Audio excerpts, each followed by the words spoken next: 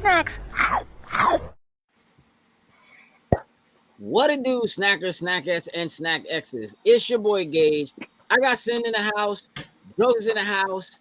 You are now tuned in to Loaded Snacks Weekly, where we get together once a week and we talk about all kinds of things that are happening in pop culture. And today we have a very special guest. If you look down in the corner, see this wonderful young lady. This is Victoria Sneak Shot Ford. Can we just go Vicky? We can go Vicky. All right, we'll go Vicky. Vicky, welcome to Loaded Snacks Weekly. How are you?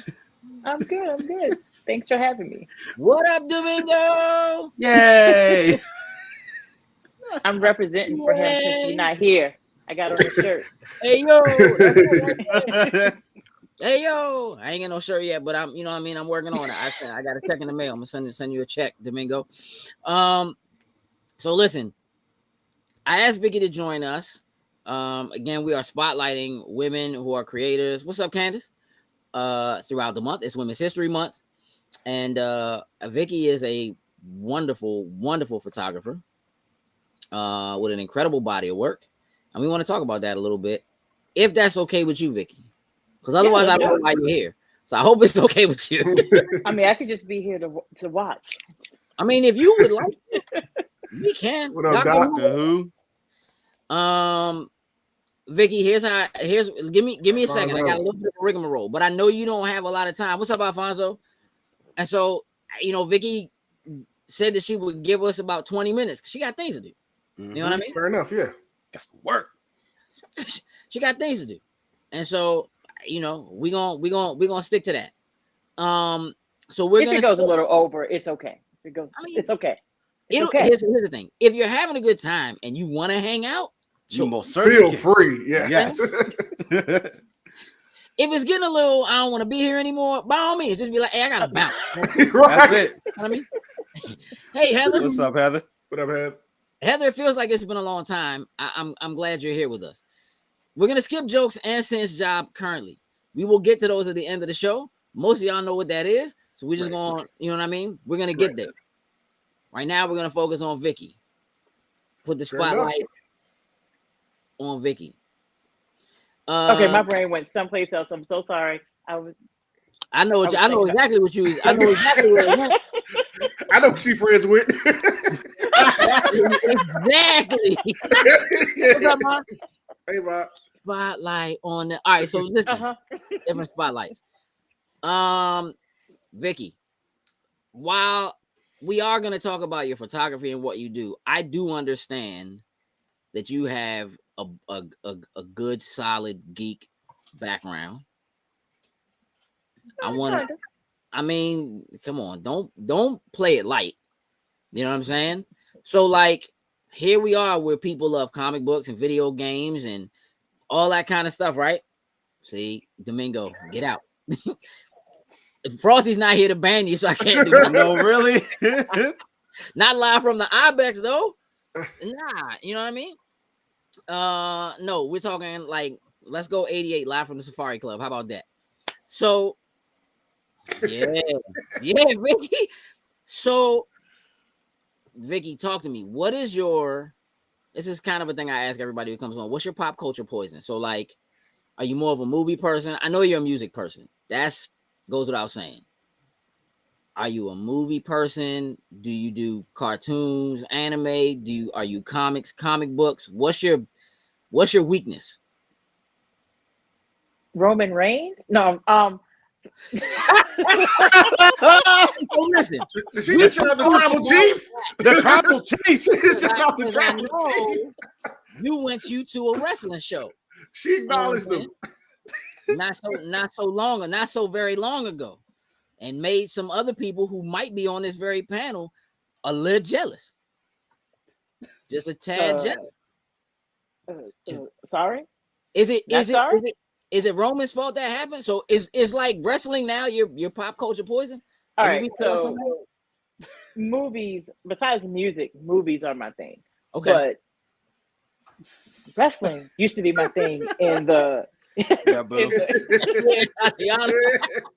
wrestling used to be my thing in the 80s, like really, really heavy. And then 90s, totally gone. Just ghost. Moved on to different things. Yeah. I'm recently coming back. I'm coming back. Okay. And then And so they that's trying to like, get. I'm not. that's It's gonna not. be the next thing that's gonna be the next thing I probably will shoot as well. There's gonna be Oh, some nice. wrestling stuff. Dope. All right. I'm with that. Is there gonna be something a little different and more special about the up close and personal with Roman Reigns than some of the up close and personal with some of the other some of the other Yes. folks you shot? Okay.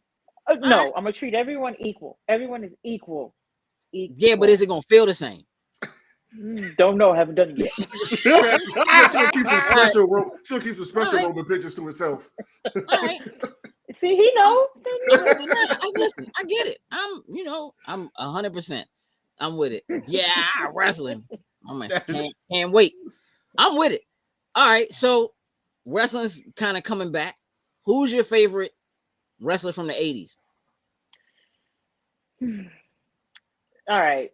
So that would have to be either Ultimate Warrior Okay. or I mean, I like the flashy guys. So Sure. like the Ric Flairs and the Macho Man. He has no problem with that. He has no problem with that at all. Ah, yeah. So Straight up. that was Okay, kind of like my Bob thing. Backlund. And oh, wow. Where did you pull Bob Backlund out? Oh, you old. Okay. Have Bob Backlund. But see, I also used to watch Glow. Oh yeah. Yeah. Okay. I love Yeah. my gorgeous ladies of wrestling. No doubt. Yeah, but anyway, I'm not mad at that. Did you watch the Netflix series? I did actually, Okay. and I wasn't mad at it. Not the Nah, it was first season. solid. It was solid. All right. So now that we've had some fun and we've talked, about Men in Tights, let's. We did, didn't we? Did I miss something? That's what we talked about, right? I just want to make it clear. I want to talk about some of your work. I want to talk about what you do, because again, you're an incredible photographer.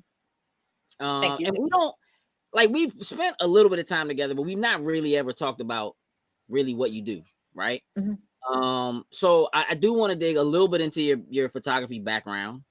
And for me personally, I really kind of want to talk to you about the art of photography. Mhm. Like not so much like how did you fall in love with photography? Like that's not, because I already know you love it because you do it. And like, no, I don't think there's anybody that can do it as well as you do and not love it. But I want to talk about the artistry in it, right? Because I think for a lot of people, taking pictures is taking pictures, right? It's just capturing a moment. Mhm. But I want to talk about maybe some of what you see when you decide to hit the button. You know what I mean? What is it that you're seeing in the moment that says, I need to get this moment and hold on to it? Is it lighting? Is it audio? I know it's a lot for you. So it varies on who I'm shooting uh-huh. and how I already see them before I shoot them. Okay. I'm trying to think of someone I can. Okay, I'll use him. So Miguel, I was a big Miguel fan. I still am a big Miguel fan.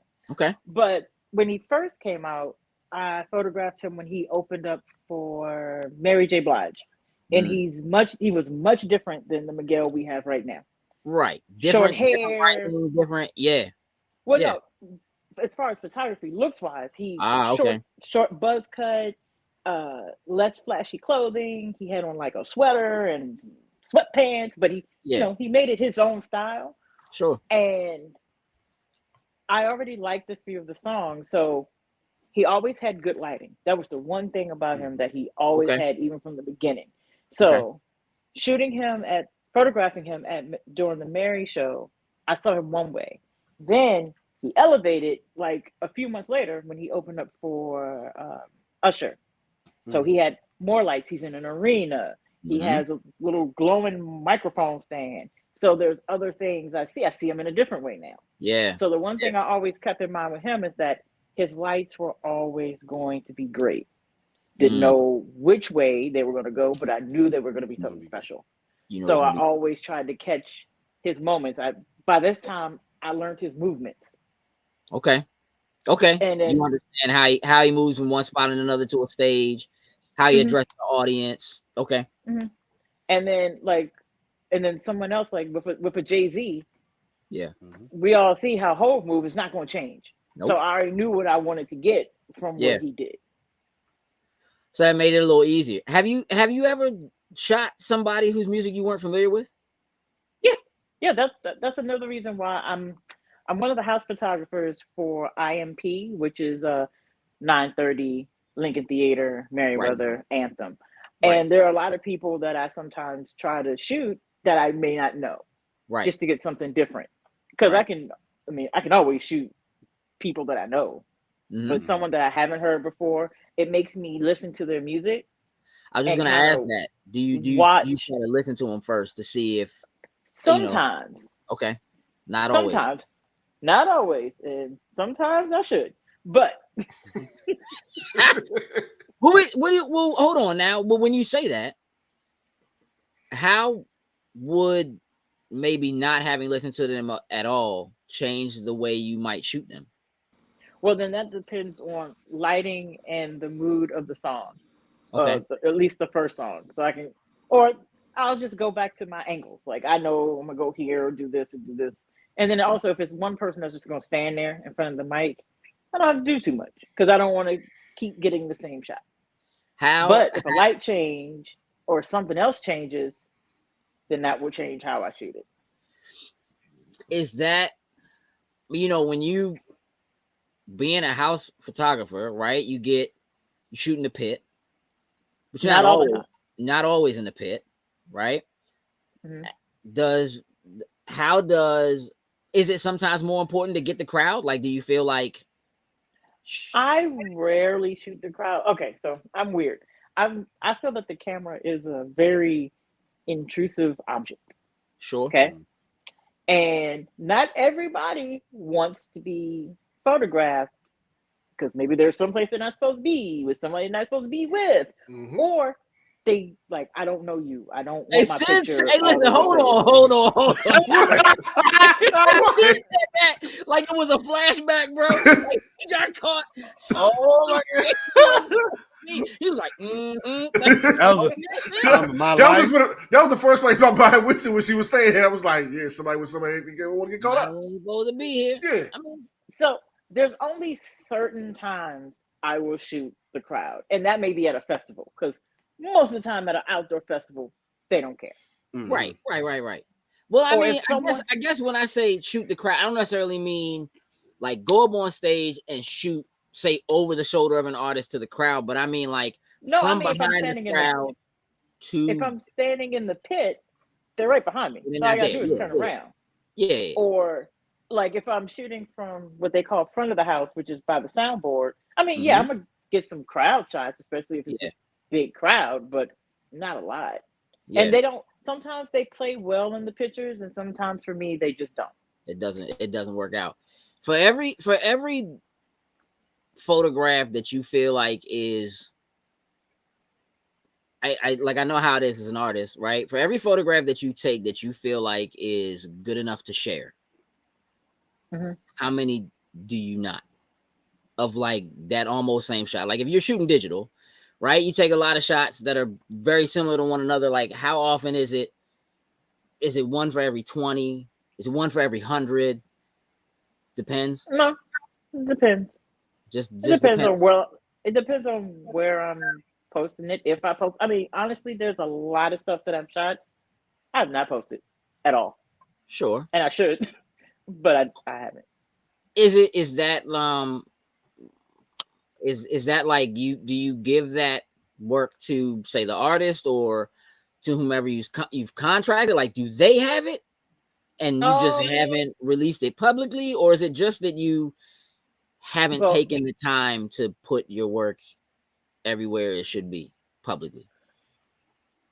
All of that, to be brutally honest. It's sometimes the artists get it. Sometimes, I mean, definitely the people that I've, been hired by to shoot the publications But sometimes I don't. If I shoot, let's say,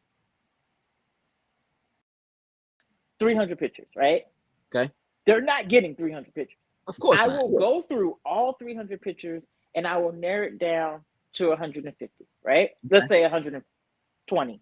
Okay. Then through that 120, I'll narrow it down even more. So Okay. the publication is probably going to get maybe a good 20, maybe 50, depending on how many acts are on the show, right? Yeah. I have the rest of the 150. You probably won't see it. You'll see like 10 if I put them Sure. on Instagram. Mhm. Is And I'm not that going to put 100 pictures on my site as well. So yeah? I mean, that might just be a little bit of overkill. But like, don't cry, Sin. Don't cry. You want to see him? Don't cry. yeah, it's fine, Sin. It'll be okay. I'm good. I know.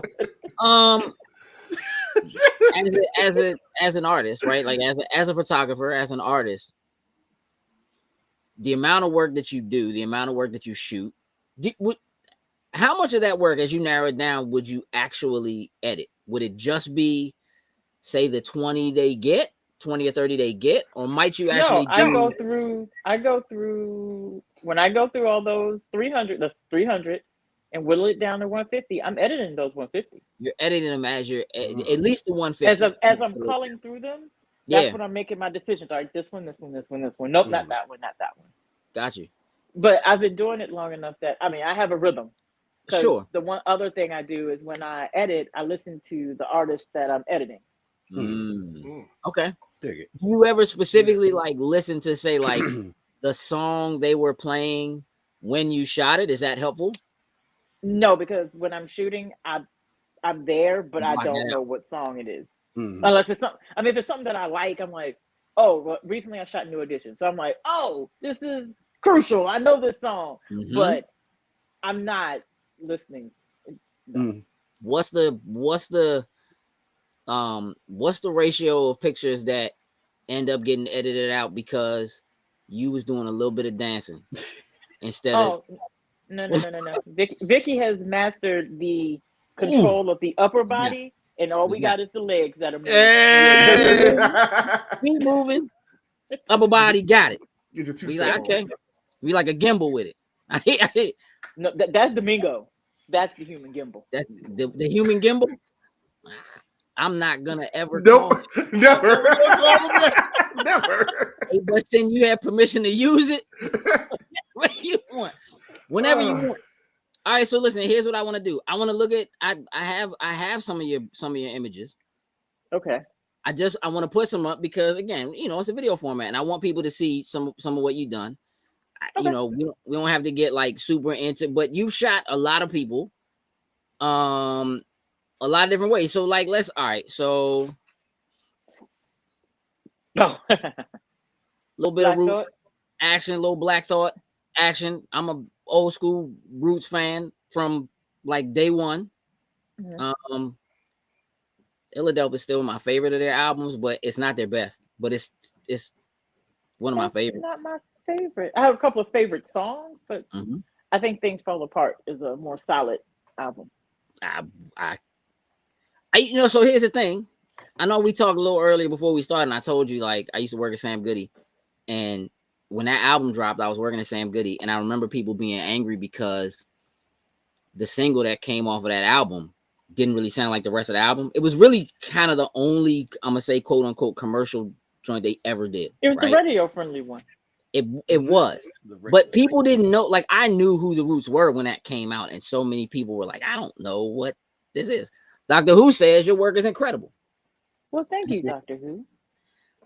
All right, so little Red Hot Chili Peppers. Yeah. So you want to hear a funny story about this picture? Absolutely, I would love to. All right, so that day I rented a Leica camera, right? Expensive little camera. Had it for 24 hours. Okay. That day, my camera died in the middle of me shooting. That? Yes. So like died, like your battery went, or like no, just died like this thing is Gosh. like It went. error, not click, right. nothing. Like I had enough of you. done. Got it. It, Okay. yeah, it was like you worked me to death. I'm dead. Mhm. So I had the Leica camera, but I only had that camera for what 15 minutes basically before I had it for a while, but I didn't get a chance to fiddle with it, so I didn't Yeah. know it. Mhm. Yeah. So there it is. Wow. I had to use it Yes. on the fly. I mean, I'm gonna tell you what. I mean, look, there's something. Domingo and I have this conversation a lot. There is something to be said for like just having an eye, being able to like see a moment, Mhm. capture a moment, and kind of hold on to it. And that strut, like he looks like he's looking Mhm. directly at you.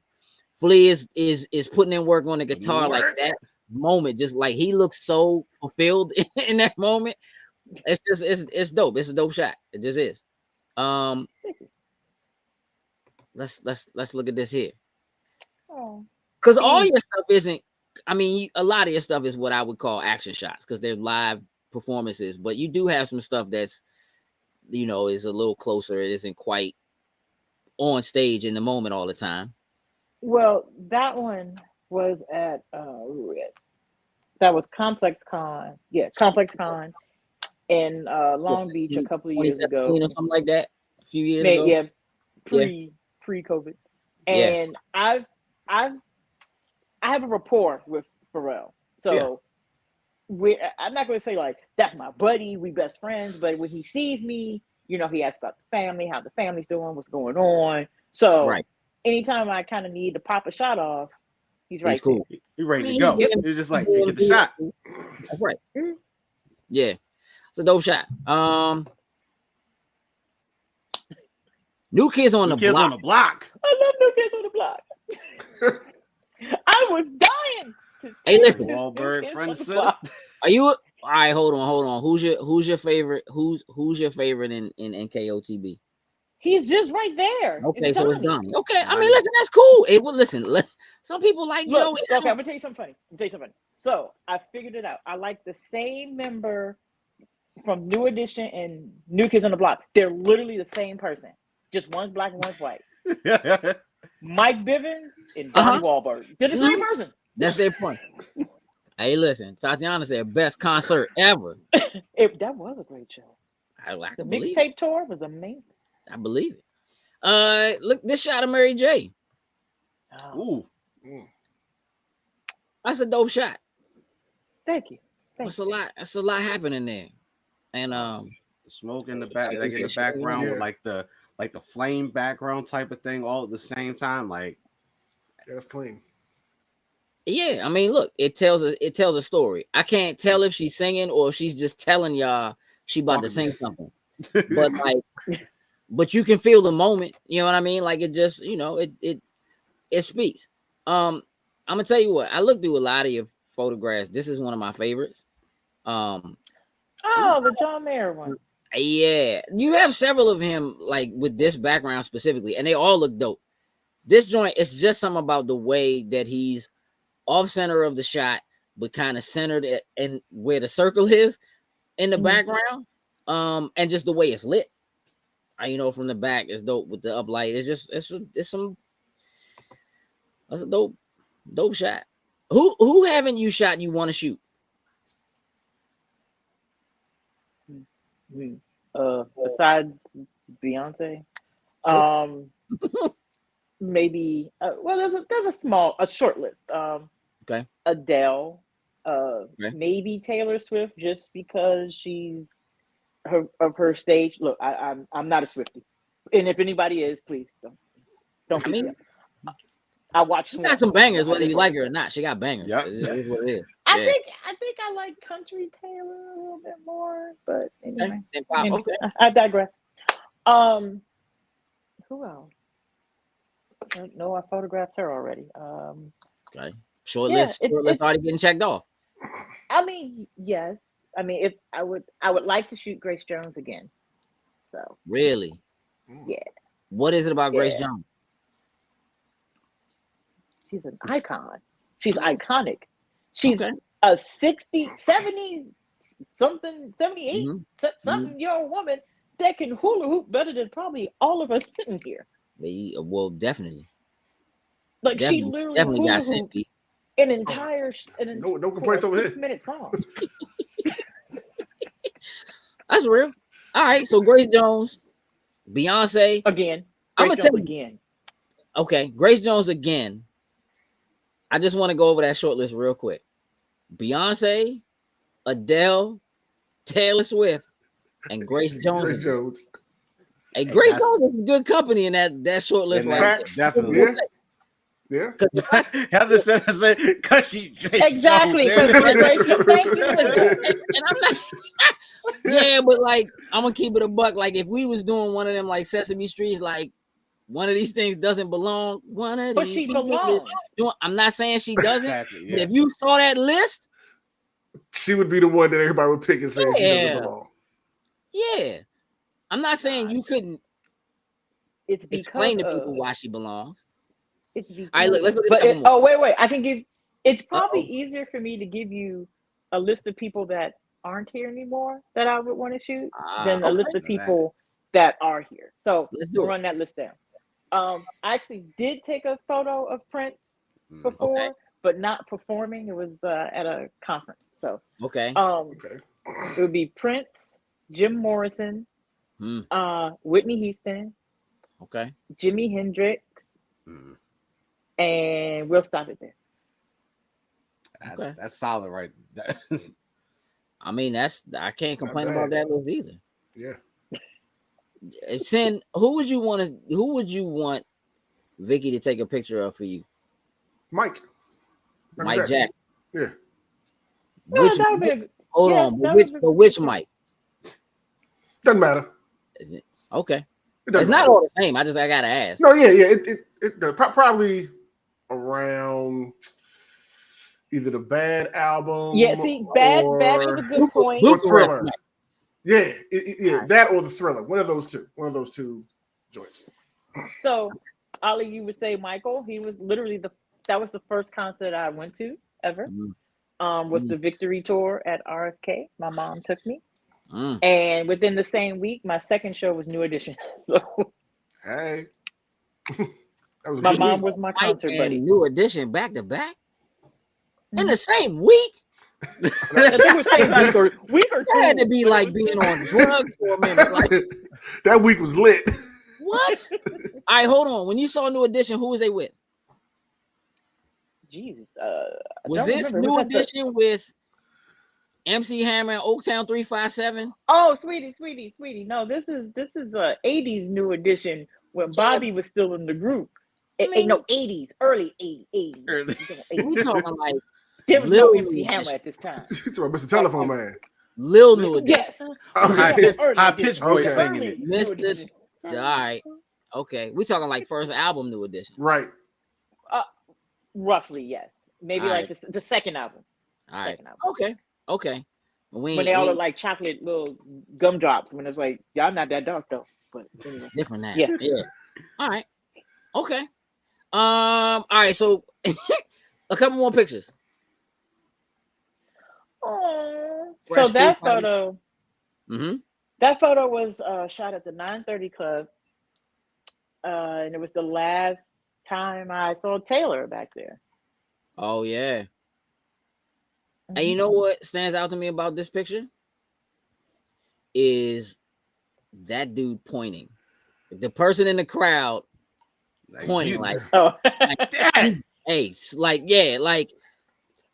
yo, you getting it right now. You are getting it right now. Like that. All right. Billy.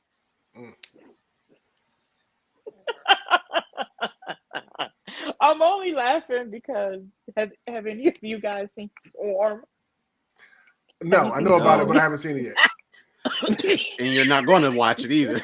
Probably not. Well, sorry, Domingo. You know.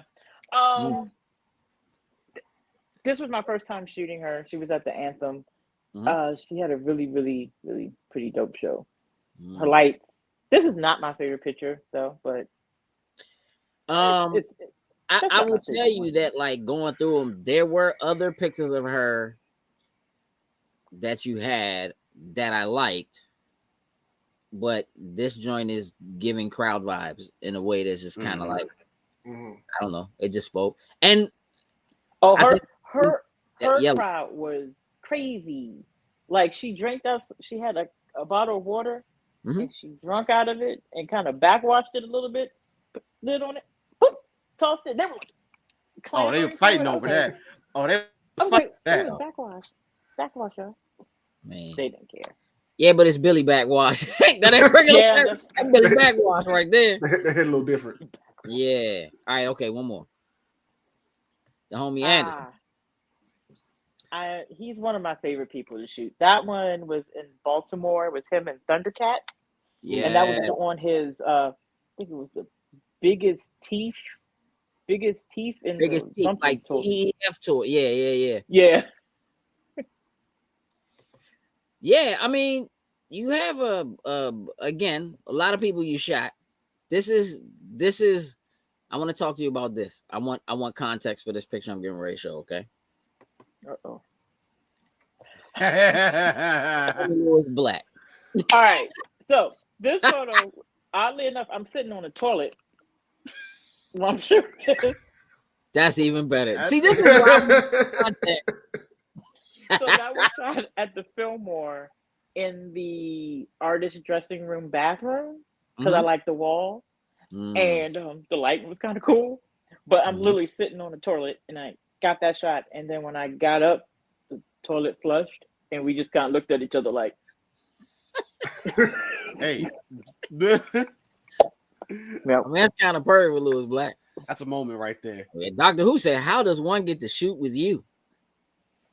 As far as like attending a concert and shooting with me in a pit, or nah, I need a little more. Can you expound? Yeah, on your expound a little question, bit on that Doctor Who. Doctor Who is a young lady. Yeah, but so again, the majority of what you do is concert shooting, is pit. I know you do other stuff, or you have shot other stuff. Is shooting music? Is that your main? Like, is that really what you want to do? Or are there other things you want to shoot regularly? Music is my thing because it's my passion. Sure. I just love music. I love the energy. I love the vibe. I love the feeling. I would like to go on tours. Yeah. So that's one thing I want to do, and more portraits. So be it portraits of artists, portraits of people, everyday people that don't sing. Sure. Or maybe not be able to sing well. Karaoke kings and queens. I got plenty of them. Holla at me. I know them all. I know them all. All right. So look. I believe you. Is there a like an album cover in your future? I've already done that. All right. Well, I kind of knew that. There were. I did it for this rapper producer duo. So Kev Brown and Jay Cyanide. Yeah. I shot their Straight from the Pack album, and I shot Jay again, and he used it on the back of his latest album, Kaput. Okay. And I feel like there was one more. I feel bad. Like I'm not. No, that was it. I think. Yeah. I'm that weird person. How does one get into the pit? All right. Elbows. That is basically either you friends with the artist or artist management. More so, you have to go through the PR companies of the artist, get approval to get a photo pass. They're not really doled out at the venues. You definitely have to go through the artist PR and management. Yeah, that's a. I have not done one yet. I've been thinking about it, so maybe in 2024. Okay, I might do one. Might workshop some. Outside of that, is there something else you want to do that isn't photography? Did you video at all? I don't, but I have this person in my life who is like slowly like nudging me, but not so nicely anymore. Do it. You need that push. So, it's all about me sitting going, all right, I'm really going to do it. I'm going to do it for real. And Yeah. go out there with him and learn. Other than that, I think I'm going to get a couple more elbows to the side here. Mhm. Starting to bruise. So, Is the majority of your professional work, is the majority of it digital? Did you ever do stuff that was like on film? So well, yes and no. I do Okay. have a medium format camera, and it has film in it, and I've used it. And guess who didn't develop it? Me. Then I also have, yeah, I'm that person. Because Okay. I got really busy, and then I remember, I'm like, oh yeah, and then it's like over here. Yeah. But early on, when I was just a regular concert goer, I always had like some sort of like point and shoot with me. And I Sure. was like always in the front. So I have pictures of Tommy Lee. I'm a big Motley Crue fan. So Okay. Tommy Lee, when he did his solo outing at the 930 Club, and I got a picture of him performing, and then I have one of him shirtless doing this, and that's on film. And then I have some other film stuff that I don't really show that I've So done early on. All right. So is there going to be like a collection? You're going to put these things in a some sort of You a about to say the B printed word, format? right? You about to say the B word. Book. I said printed format. That's like it. Maybe. I'm more inclined of saying yes now than I was a few years ago. Okay. What changed? Just me. I was the one stopping it because my thing was I battled through imposter syndrome for a little bit, and then I was like, no, I don't have enough. I don't have enough work. I don't have enough body of work to do this. And that's a lie, because I do. Because I've seen people with less do more. Sure. So I am plotting a little something. Okay. Okay. All right. You can't tell all your secrets here, and that's fine because it's the internet. It's the internet. Tell your secrets. You know what I'm saying? I have one more thing I really do want to talk again. I know again, I don't want to keep you too long, but I do have one other thing I want to talk about again because it is Women's History Month. I do want to kind of just pick your brain a little bit about what's different for you as a photographer being a woman, shooting what you shoot, shooting the venues you shoot, the people you shoot. All right, you made a face like, well, I don't have time to tell you all that. No. It's sometimes it's different. Sometimes it's really cool. It's really cool. Mm-hmm. Sometimes there's a lot of mansplaining going on. There's a lot of Here we go. Let's get that table, bro. You know what I'm saying? People gotta sip their coffee and look at them pictures. You know what I'm saying? So sometimes there's a lot of mansplaining going on, or I literally had a photographer say, "Oh, move out the way so the real photographer can take a picture," and I'm just like, so there's a lot of that going on with women in photography, or sometimes we get a bad rap, anything, but photography is primarily a male-dominated sport. I'm gonna call it a sport. Call it what it is.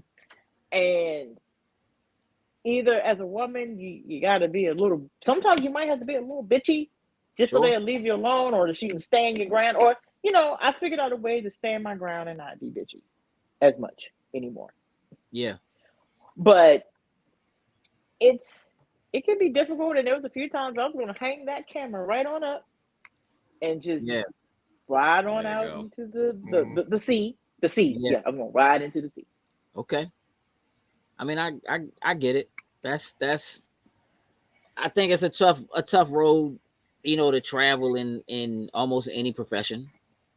I could certainly see that, but seems like you've navigated it a little more than fairly well.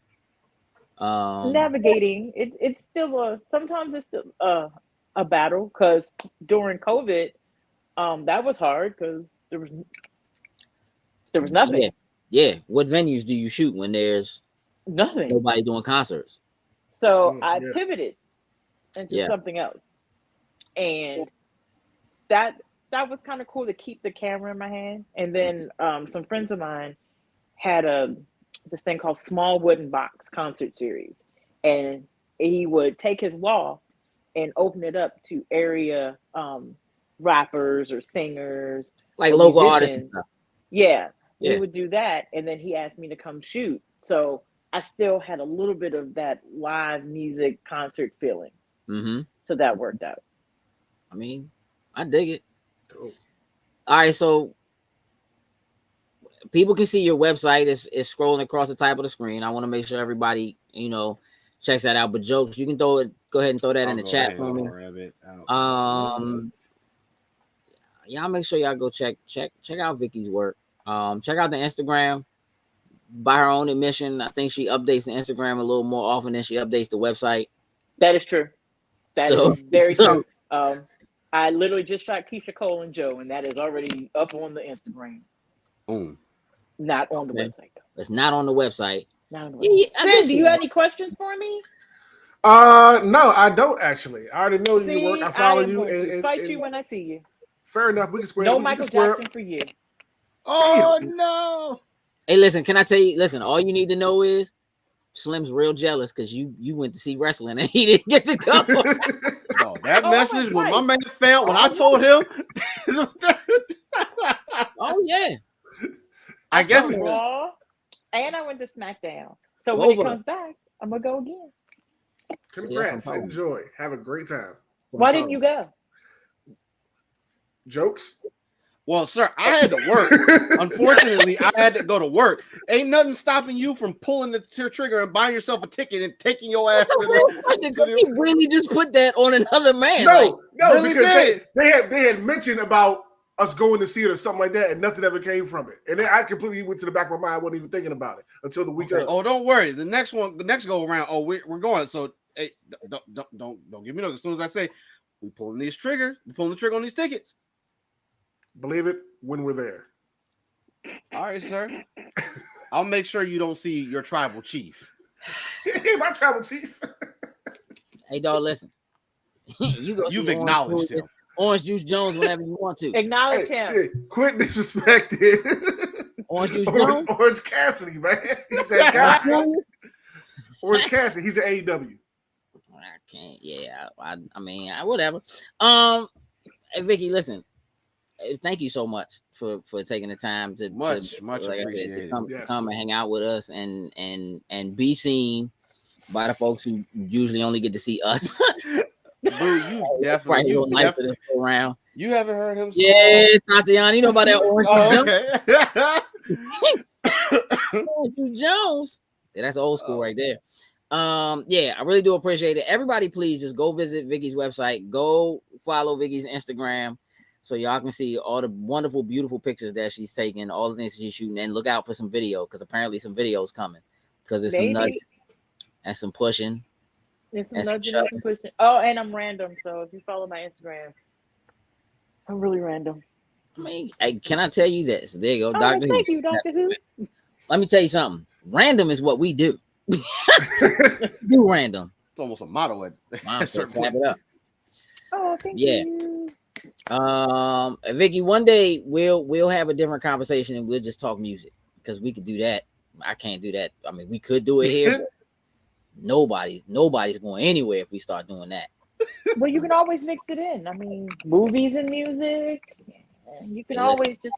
Okay, let me Movies, stop because I look like that music, damn girl from scores. the Chappelle show doing the pop lock. I'm sorry. You remember Yeah, that? cool. That's fine. That's fine with us. Yeah. Feel free. Okay, Tatiana, I sure Hey, why. hey, girl. Oh, Lord, Sorry. here we go. It's all right. Everybody gets one, Todd. Everybody gets one. And Joseph gets his all the time.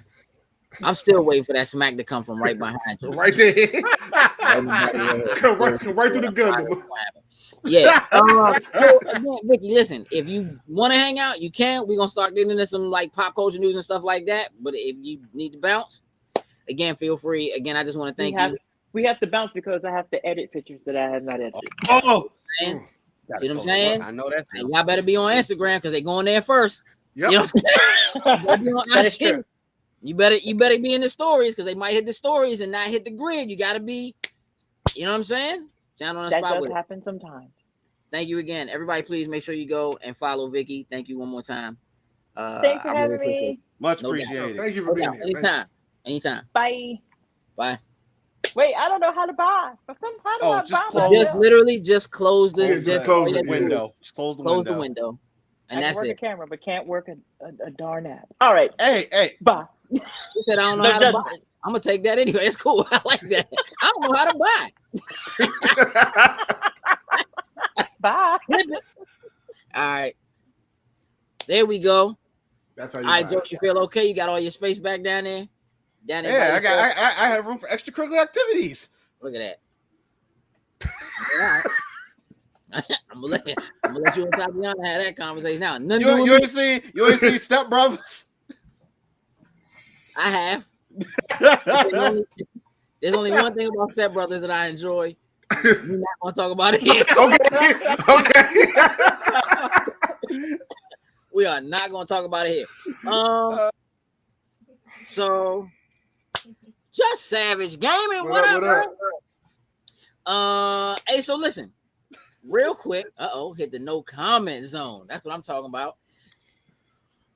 Sin. Yeah.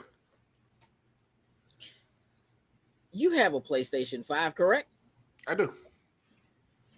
Do you have PlayStation Plus? Yes. What tier of PlayStation Plus are you on? I think I have the top one because I got it for a deal for a year. So what is that? It's essential, extra, I think, and premium. I believe so. Yes. What? What? So premium I believe so. Jokes? I don't have PlayStation Plus right now. Really? Yeah. Honest truth is because the amount of time that I spend on that PlayStation is next to nothing. Super minimal. Very minimal. So did you guys see? This is really just kind of a friendly reminder. A couple of months ago. So if you remember, Yeah, we were right. just before what you say, Sin? I said we were right. Those are the tiers: premium, extra, essentials. Okay. So just before the PlayStation 5 came out, they did this thing called the PS Plus collection. Yes. Y'all remember this? I remember Yes. So it was like a certain sect of games that you only had access to. They were like PlayStation 4 games. that. Mhm. Yeah. You only had access to them if you had a PlayStation 5. Mm-hmm. And it's a bunch of games. Yeah. But they announced that they are taking that away. Taken away. Mhm. I kind of figured that's where you were going with that. Yeah. They announced that a while ago. That is going away. And the last day to claim them is May 9th. Now, I bring this up for two reasons. One, because if you have it, you just have to be a PlayStation Plus member. So like right now, Jokes, you wouldn't be able to get them anyway. Well, you also have to have a PlayStation 5, but I got a PS5, so that I know that. That ain't. But like there are people who like PlayStation 5s pretty much just became regularly available, like within like the last month or so, right? Like you can just go to a store and kind of get one Mhm. now. a PlayStation 5. So there are a lot of people who haven't quite yet, but are about to make that transition, or are quite possibly about to buy their very first PlayStation. Mhm. Yeah, I remember that, like, you know, for people like us, we've been PlayStationing from 1 all the way up. We 26, 27 years in now. That's disgusting. But, you know, for every generation, it's somebody's first Yeah. PlayStation, Absolutely. right? And like, to a certain extent, it's kind of cool, the idea that, like, okay, if this is your first PlayStation, if for some reason you skip PlayStation 4, maybe you had a 3, maybe you got out of gaming, maybe you were in college or whatever, and you didn't have time for games or whatever, you just kind of skip that generation or whatever, and you're getting ready to go into this, and there's all this stuff you miss. If you're if Last of Us is popping right now, and like you miss, I don't know, for whatever reason, the collection was kind of a cool thing, right? To just say, look, here's these games that are like great games or whatever that you have access to. You just go and you can play. And I'll be honest, a lot of the games that are in there aren't. Jokes, if you wouldn't mind, can you look up that list for me real quick? A lot of the games in there are not PlayStation. Like, they are multi-platform games. It's like Battlefield, and there's other stuff in there that isn't specifically just like, they're not exclusives. There are a couple of exclusives, like I think Until Dawn is in there. Horizon is in there. I believe the first Last of Us is in there. All right, here we go. So I got this from Games Radar. This is the current PlayStation Plus collection game list as confirmed by Sony. So Batman Arkham Knight, Battlefield 1, Bloodborne, Black Ops 3, Crash Bandicoot, Insane Trilogy, Days Gone, Detroit Become Human, first party, Fallout 4, Final Fantasy 15, God of War, Infamous Second Son, Monster Hunter World, Mortal Kombat 10, Persona 5, Ratchet and Clank, Resident Evil 7, The Last Guardian, The Last of Us Remastered, Uncharted 4, A Thief's End, and Until Dawn. So 10 of those titles, so like half of them. It's not like it's about 20 titles. 10 of those titles are exclusive titles. Yeah. Not bad. Like, not at all. Again, it's cool. What do you think is, why take this away from people? I think is where I'm at. Is there something that do you think there's an intention to make money off of these some other way? Possibly. Like, I don't know if, PlayStation's, they've had this thing about putting their foot in the sand about being the PS5 is going to be the only place this is it. You're not going to be able to do. It's almost like they're slowly trekking back to that. Like, you know what? We're going to take away like these ones that were like PS4 titles per se. Maybe then add some PS5 into it. I don't know, but it almost sounds like they're trying to pull the PS4 rug, maybe. This was something that was announced before they announced the tiers for PlayStation Plus. Like, this was pre the new version of PlayStation Plus. And yes, Sony has, they just lied. Like, I ain't even about to be like, at this point now, I think we believe in generations. You did, but you don't. Like, you don't. Mm-hmm. Everything in that collection is stuff that's PlayStation 4 related, right? And it feels to me like, in some manner, it was kind of like, maybe they didn't see the shortage for exactly what it was or something, but it felt kind of like if you haven't played these games on your PS4 and you were waiting to play these games, or you thought you might want to get them or something, and now that we've told you that PlayStation 5 is only going to play PlayStation 5 games, right? Here's this list of great stuff that, like, you can feel free. Go ahead and get rid of your PlayStation 4, because you can play all of these, great PlayStation 4 games on your PS5, even though we said backwards compatibility is not a thing. You wouldn't really be able to do that, and whatever, right? So it seems like maybe it was designed as an incentive to get people to move from their PlayStation 4s to their PlayStation 5s after they told people, like, yeah, you're not gonna be able to play that stuff anymore if you don't have a PlayStation 4. Mm-hmm. You know what I mean? And either it didn't work, maybe people just aren't downloading them and playing them. That's more so where I'm at. They're not playing them. Maybe it didn't move the needle, or maybe it's just that they are selling PlayStation 5s well enough that they're like, we don't need this. We don't need this no more. Get rid of that. And that feels a little bit more like who Sony is to me. Oh, like, definitely. We don't go back and play those PS4 games. You know what?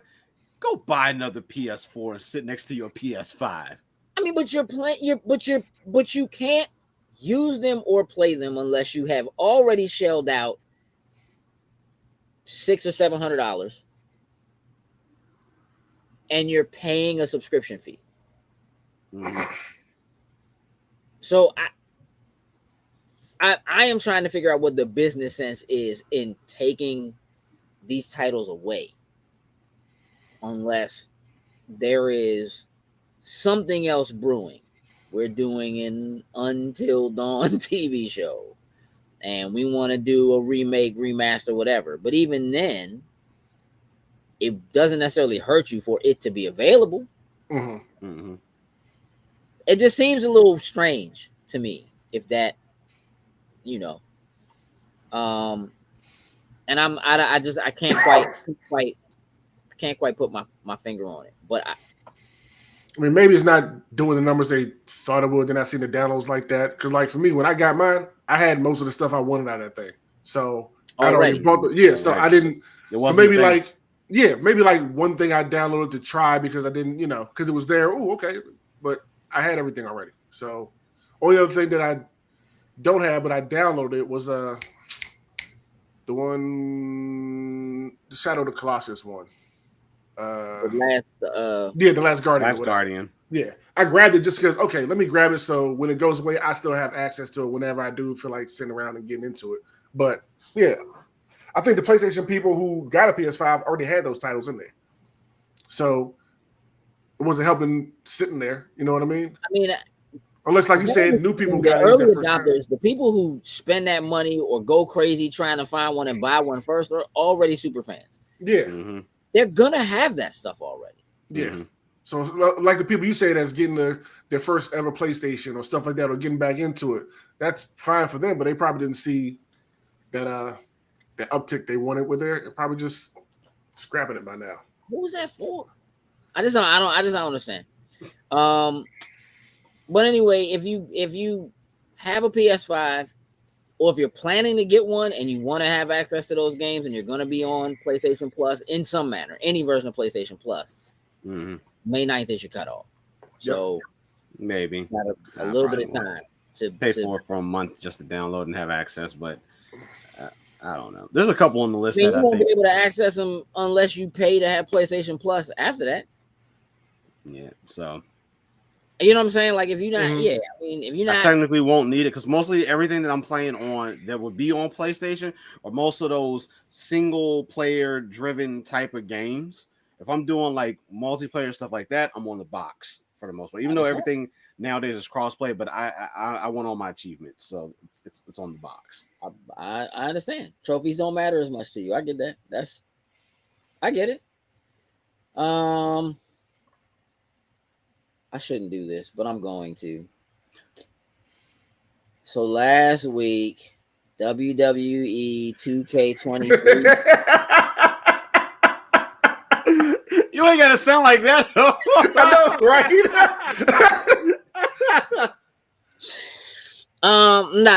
Real talk. Give me I know you both got it and you both have had some time to mess around with it. I don't know how in depth you've had, but talk to me about your impressions. Is it worth buying? Give me a rundown. Jokes, I'll start with you. So far I've gone through and done the tutorial kind of to give you, if you've never played it, just to give you that intro into some of the basic moves and everything. I started playing through John Cena's mode on there. Showcase. I'm at the showcase. I'm actually enjoying the gameplay of 2K23 so far. I've taken a pause. What's different about it? Is it different gameplay than the old ones? For me, after like the last one that I would say that I bought was between 2K20 and 21. Between the horrible character designs. Which one was broken? Was that 22? Yeah, one of them was really broken. It was 21 or 22. I don't remember which one it was. Okay. It was between one, and I skipped one entirely. So 22. But that was when Ukes left. Yeah. To quote unquote go work on the AEW game, and 2K had to do their own thing. And I was for the fighting system and so forth. And I would say so far in what I've played a couple matches online. I'm gonna say I'm actually enjoying this pretty well. I'll probably be playing for a good while. I took a pause from some of the gameplay to actually go into some of the creator mode. I went in and started so I've designed one Loading Snacks belt so far. I'm about to go in, probably create a couple of those, like Ascend. I think this is gonna be a thing. I think we're gonna figure out how to work this in somehow. The creator mode is, at least from the title belt side, that's where I've been at most of the time, is actually pretty cool. I don't think they were as detailed as what you could do with them. So like I'll throw the image up of the one that I'm working on. But literally I had you cut up a couple sizes of the LS logo. You use whatever image you want, but then you can add a certain level of depth to the actual images. So it actually looks like a metal plate. Like I know you guys have seen my belts. Like it looks like an actual metal plate. Hold on, I'll upload the picture right quick. While you're doing that, Sin, give me your impressions. I haven't had as much time as Jokes has had to play with it. I've probably touched it twice so far. I've been working on other stuff, but I went to the tutorial like he did. Like I said, this is my first introduction to this, like, ever. I've not touched a wrestling game in so long. I'm having fun with the presentation. I was having fun with. I just want you to know that's not how ever works. Can I continue?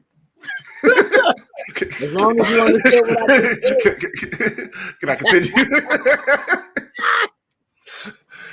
Anyway, having fun with the tutorial. It's taking me a little bit to get the hang of the controls and how it plays, all that kind of stuff. And it's on pause right now because I refuse to win this match until I learn how to somersault off the top rope because it's driving me crazy right now. You refuse to win the match until you. I got John Cena dead to rights right now, but I want to do the little things you have to complete before you pin. Obviously, yeah. But I like it so far. All of those when I got the tutorial and I went to the creator mode, yeah, I knew it was going to be a wrap for me. Just taking a quick moment to run through there, seeing what you can do with creating wrestlers, creating arenas, creating full shows, the title belts, the entrances, the move list, like everything. Like it was overwhelming, but like an excited overwhelming to look forward to and see what's coming forward. Like seeing what seeing what the creators have made. Like when I go, okay, what wrestlers have they made? What arenas have they put up? And I'm seeing like the AEW stuff up there. Like, oh, y'all didn't waste no time. Like y'all are playing, seeing the wrestlers people are making, like that look exactly like the AEW people. You can just download them, bring them over here. It's in depth, but it's gonna be a lot of fun to really. Who made Orange Juice Jones?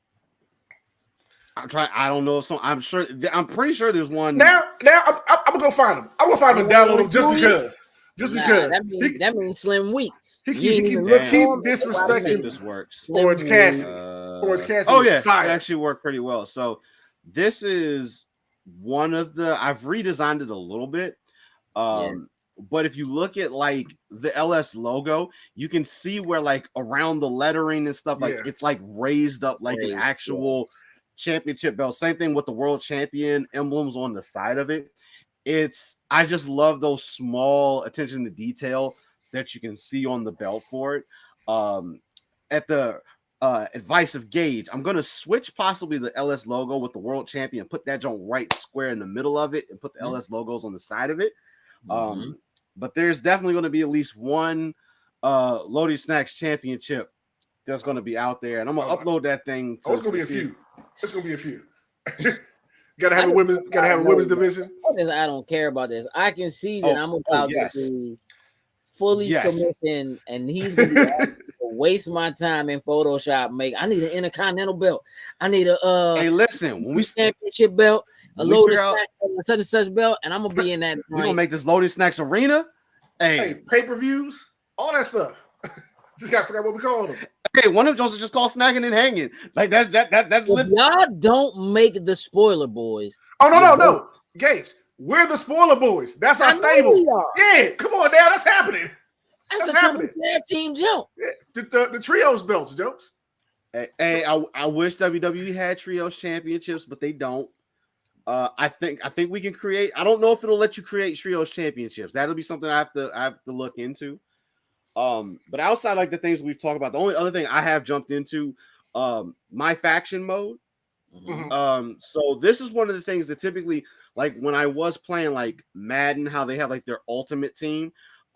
This is normally the avenue that I normally go into, and then I go down the rabbit hole. So my faction mode is a combination. Take your typical trading card game where you're collecting different cards that have different abilities and strengths to it. So in this case, you're able to collect trading cards of the wrestlers with certain attributes to them. You'll use these characters. You actually will fight in matches. But the characters will have different, like say their overall stats are like, 60, 70 or whatever. And there's different rarities of each one. So obviously the rarer card you get, typically you get stronger characters that you can go in and actually fight. Of course, the computer, you can fight others online. You build your own faction. That as you collect cards, they have different backgrounds, different abilities that they enhance your wrestlers with. So that's probably something they did get a little bit of money already out of me. Already. No, they did. Where's Tatiana? Which version did you get? Smack the back of your head. Which version did you end up picking up, Jokes? I got the deluxe edition, so I got the one in the middle. Okay. Because they had like the season pass and all that stuff with it. It wasn't a major difference between the highest end one and the deluxe version. I think it was more. I got cosmetic. the highest one, and I think the highest one unlocked like everything for creative player mode because I see stuff already unlocked. I feel like this joint's going to end up on Game Pass. Dog, if WWE if they shift 2K into Game Pass, listen, just hear me out. Go for it. Isn't NBA 2K 22 at least is on Game Pass, and I think 23 is. I'm not sure. I know I see it come in and out. I don't know if it's currently sitting there, but yeah, the last iteration is on there. Yeah, it could, but as usual, we buy in early to certain things. I'm not this. Ain't gonna happen. So I'm just saying. more than likely, I'm gonna end up streaming it this weekend. I'm checking. I just want to see. I know MLB is about to drop. And I'm almost positive because Madden is in there now, but that's because EA is already in there. Yep. Why you look so? Hey, Sen, I don't know if So apparently, when you finish John Cena's showcase mode. Apparently you unlock this is absolutely hilarious. The John Cena meme character. So it's literally so you know how like the running joke is like you can't see me. So it's literally an invisible John Cena. The only thing you can see is like, hey, look, I thought that was a glitch. I saw that online. I thought it was fake, but apparently it is real. It's the same way. There's also now here's where they're trying to get you to buy other products. If you buy one of the John Cena figures, it comes with a code for you to actually unlock the figure version of them in the game. Like literally looks like a toy. I don't need that. I don't need that or want that. You said it looks like a toy. Yeah, it looks just like the figure. Yeah, that's not for me. Like obviously I know. What's his stats, like 99? I don't know. Like I imagine that one. You know what? It's probably not. I feel like it'll probably give him like maybe the high 80s, maybe right into the 90s. I just realized yesterday they have different versions of the same people from different eras, like an 06 John Cena and stuff like that. Like, oh, okay. Yeah, there's different. Like Undertaker has like 10 versions. There's like 10 different versions of the Undertaker in this game, and they all play different. Yeah, and they all play different, which I really like. Because a lot of times when they do characters like that, they essentially still have like the same move set amongst them. Just different skins. Different skins. But with these characters in them now, they like legitimately have like their like Undertaker obviously is one of those that has changed dramatically over the years, and that move set changes along with each one of those characters in the game as well too. Because when you do the showcase, you definitely go through at least two versions of the Undertaker in there already. Or I've used 06 Undertaker. All right, so I'm just gonna tell you this is going on for too long. Hey, you open Pandora's box, so and that's enough of that. So y'all both like it. Yeah, you both recommended if you like wrestling games. Yes, it's worth the purchase. Yes, whether you like the wrestle or if you want to get into the creative side, just have a blast with that. You'll have fun. Hold on. You're telling me you think this game is worth $70 if you never play it, you just create people. Yeah, and just go through like the whole creating like promotions and all that type of stuff and be like Mortal Kombat. We let the AI fight. You have to like wrestling to do full promotions and belts and all of that. Yeah. I think what you're getting at is probably, if you're not necessarily one of those, you probably would enjoy like the My GM mode, where you're more or less how you are creating those type of things, but you're like running the show. You're creating the matches from start to finish. You don't necessarily fight per se, but you're the one that's really running the whole entire show. I think that's a cool aspect of the game as well too. My GMO is not necessarily a new concept, but I think with what they've added into it has been pretty clean. Tonight I'll probably start to make my creative person. I think I'm gonna start in the My Rise mode and go ahead and I'm gonna save that for the weekend. Are you off tomorrow, Joe? I'm not. Okay. Sadly, I'm not. So some of you may have noticed that Spoiler Boys didn't go live yesterday for either episode. You also may have noticed that at least one of them went live today. Yeah. For a long time. It was live. Apparently our Twitch was running for like 7 hours. I got a text message from somebody earlier today who was like, listen, sent me a picture.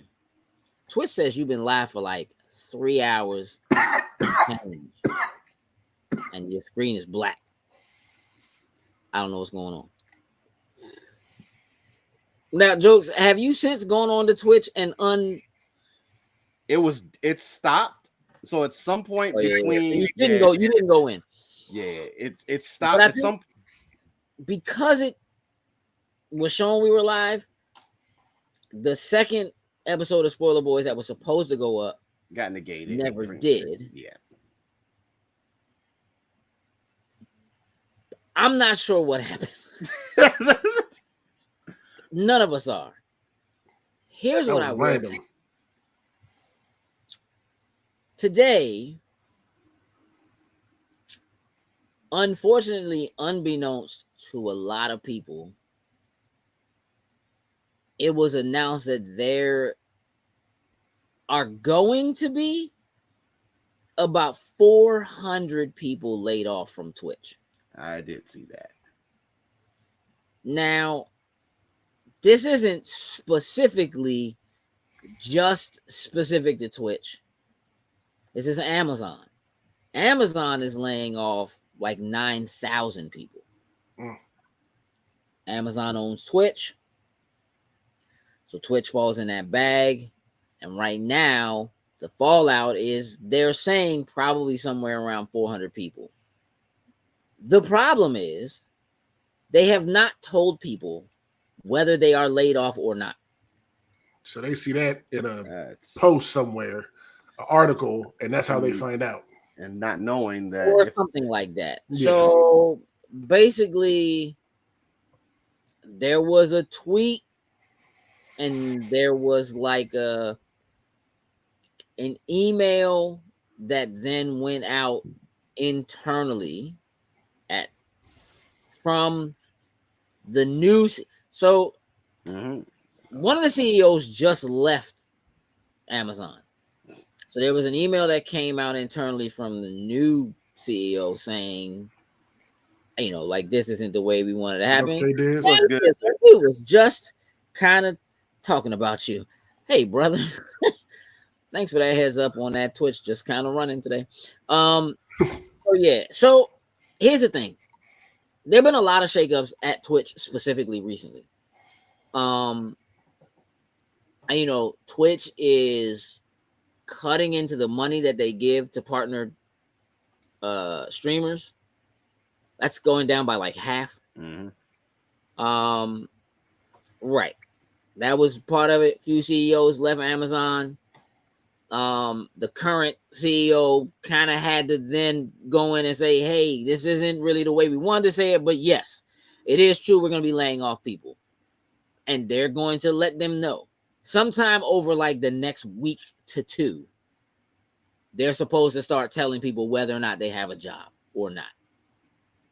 Does that mean that what happened with us, where our stream was just kind of left running when it shouldn't have been running, that it has something to do with it?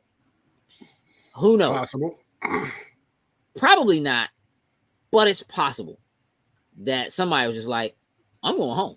The person that double checks to make sure the I's are dotted and the T's are crossed, that person. They got that news today and said, oh, screw it, I'm going home. I'm not dealing with this. Walked out. Screw you guys.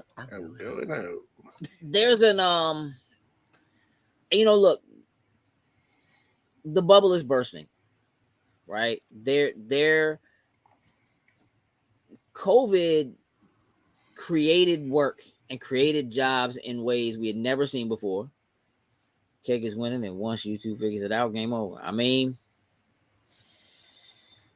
assuming they do, but realistically, it's going to be about payouts. It's going to be about payouts and algorithms, and as long as they keep changing and can change those things whenever they want to, some people will find success, but most people will just continue to kind of struggle with trying to figure out what the best way is to be successful in streaming in any way. You know, again, we've been through this with YouTube, where YouTube changes the rules. You can monetize if you have this many followers and this many minutes of viewing time and blah, blah, blah, you can monetize. And then one day they just were like, yeah, we're not doing that anymore. Now you need to have this many followers and you need to have this much watch time. You need to have this, right? And so they just changed the criteria, and that automatically just removes the ability to monetize from a lot more people, which, you know, look, is if you don't have a really, really powerful following, you're not making a lot of money in ads anyway. You're just not, right? But there is money to be made on Google's end, right? If there are ads running on your stuff. And Twitch is kind of the same way. It's not that Amazon doesn't have money over fist, because they do. Like, they just got money on money. But in the response that was put out, it literally was like, for us to be and to continue to be profitable, we have to cut the fat. So that's 9,000 jobs, right? And when you come out of the pandemic, and during that pandemic, everybody is ordering everything from home, you swell, right? We got to fill positions. People are looking for work. A lot of people's jobs shut down, right? If you were doing food service or concert stuff, if you work in, you know, like we just had Vicky on, like if you were a person during 2021, 2022, 2020, and your job was to like set up audio equipment for people doing live performances, you're doing nothing. She even said she even spoke out. She had to pivot during that time, figure something else out. Right.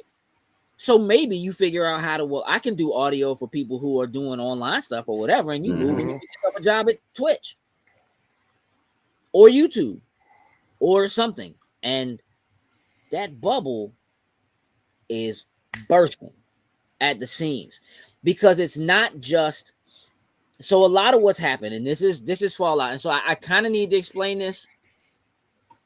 You know, one of the things that we look at, I look at probably more than the rest of the team, but as a whole, right? Like, you're looking at how you can monetize what you do when you do this kind of work, right? Whether it's in like Instagram, like Facebook just cut back.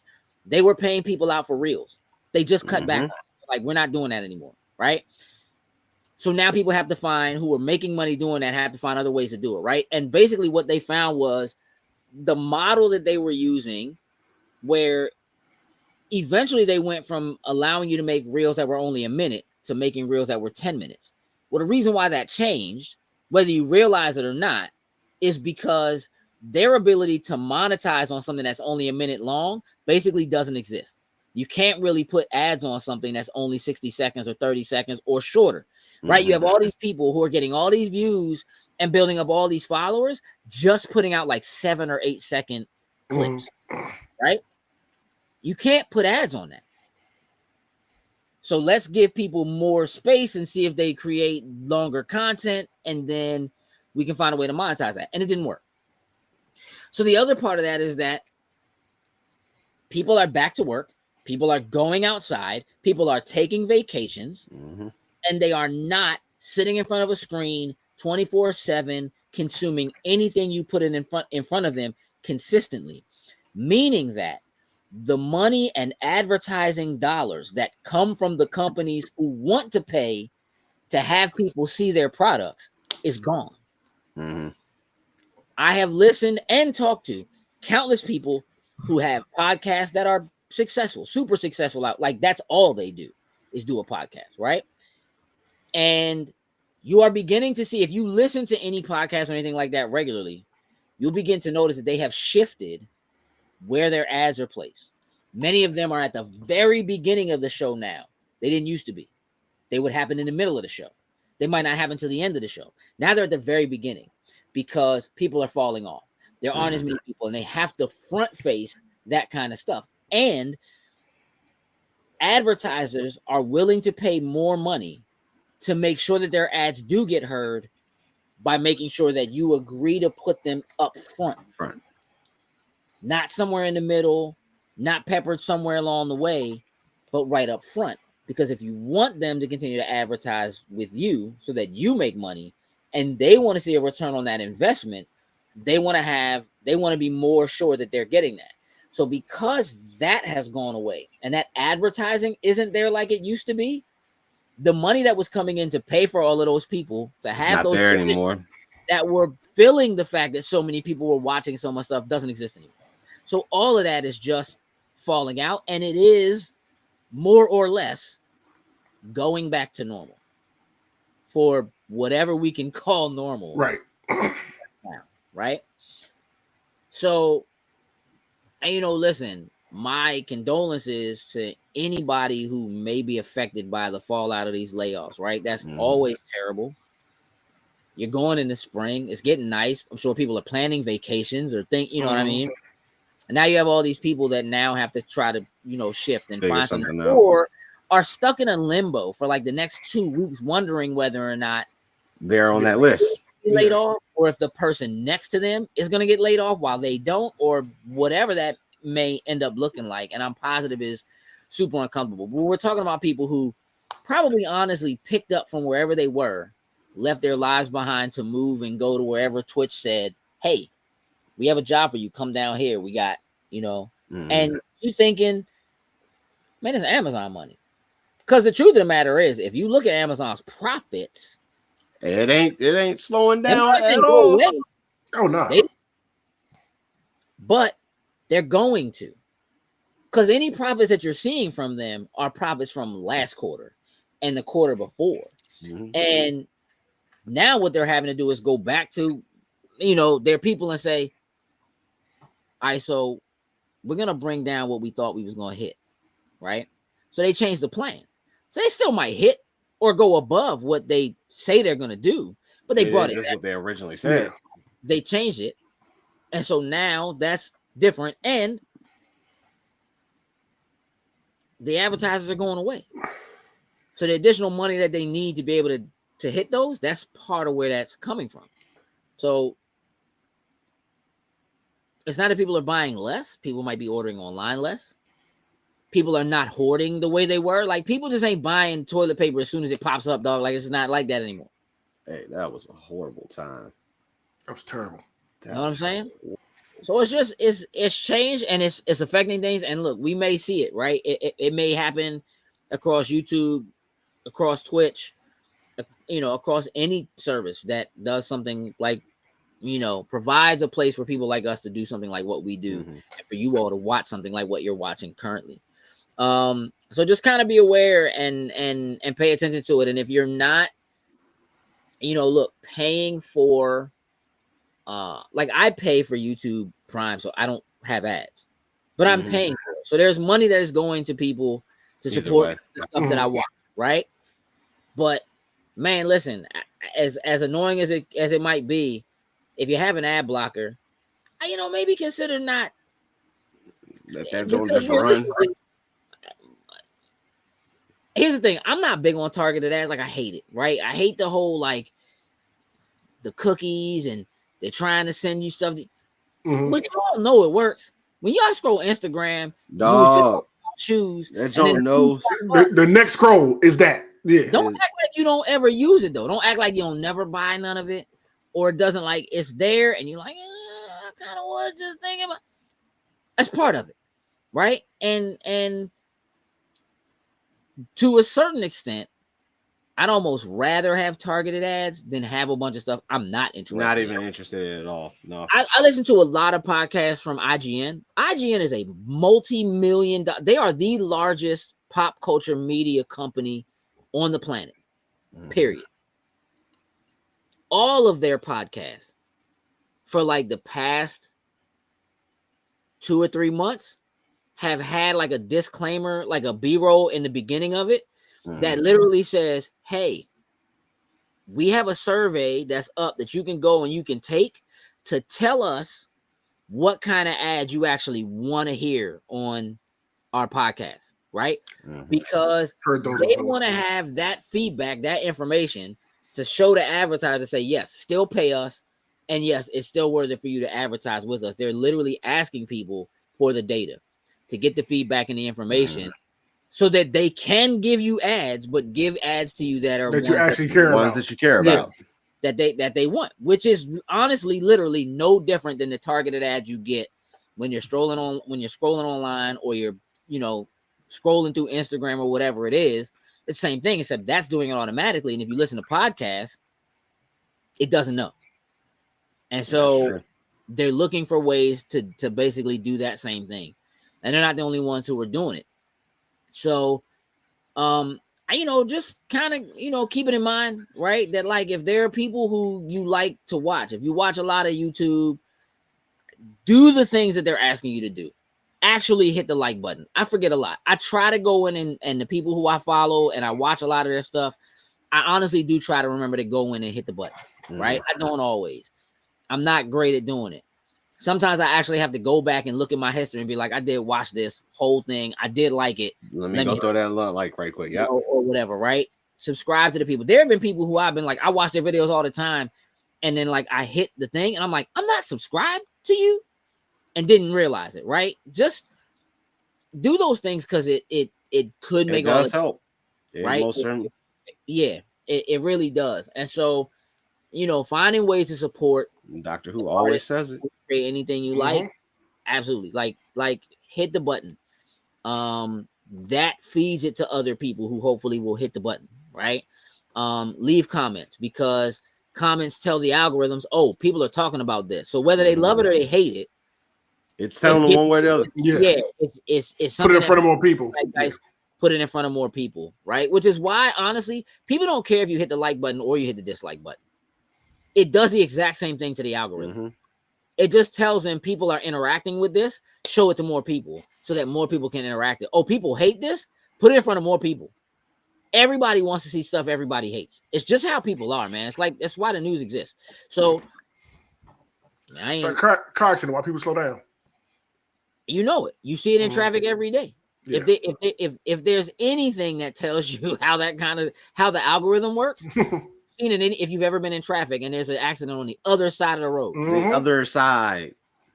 Literally what happens once you get past it. Everything's up. Good. It's all good all the way home. That's literally how your algorithm works. Oh, people want to see this? Let's put it in front of them. What up, Hef? That's dope to have both of y'all in here, man. Y'all in here double shooting. I appreciate y'all. Yeah, so realistically, like, if there are people who you like, if there's content that you consume, share it, like it, subscribe to it.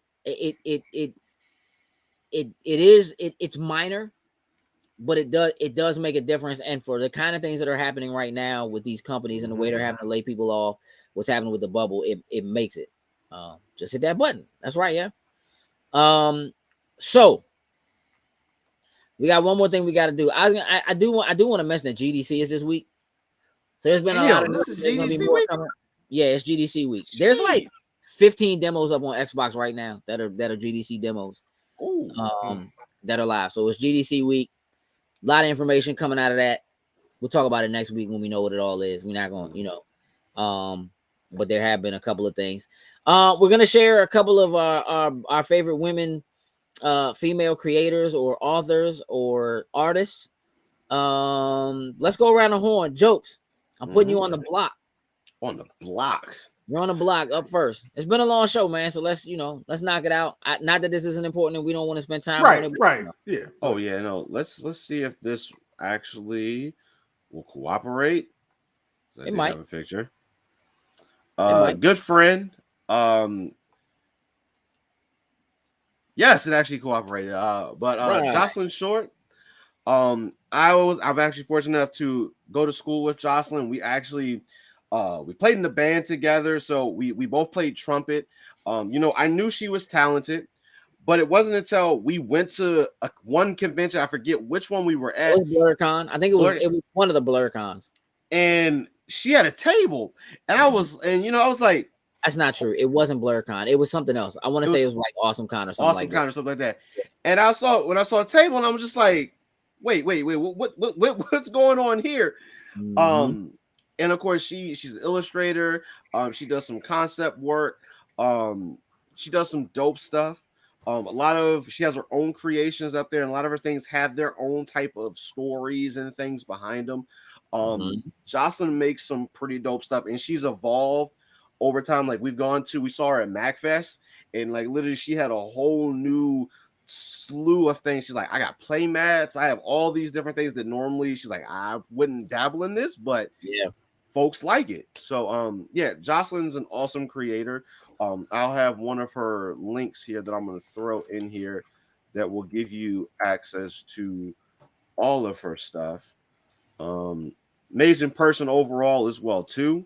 I would say cool, if you're down to earth, I would say if you're fortunate enough to run into her at a convention, definitely recommend checking out some of her work. I know she's posted like her next couple things on her page, but that'll give you the link to pretty much all of her stuff that she has access to.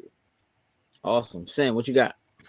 I'm sticking with anime this time around. I know we like to talk about the houses and Mappa has this and Studio Dean is doing that or whatever, but there are a lot of women who write these mangas and stuff like that who have written some of the biggest ones like in the industry. So I just want to highlight some of those, starting with Hiromu Arakawa. Yep, I knew it. Yes. I have it too. Yes. Who does Full Metal Alchemist. For those who don't know, there's a website called MAL that a lot of us use to rank these animes. Full Metal Alchemist Brotherhood runs the #1 spot. It's always at the top unless you hit something that like, Chainsaw Man just dropped. It's popular, so that might take the top spot for like a week or two.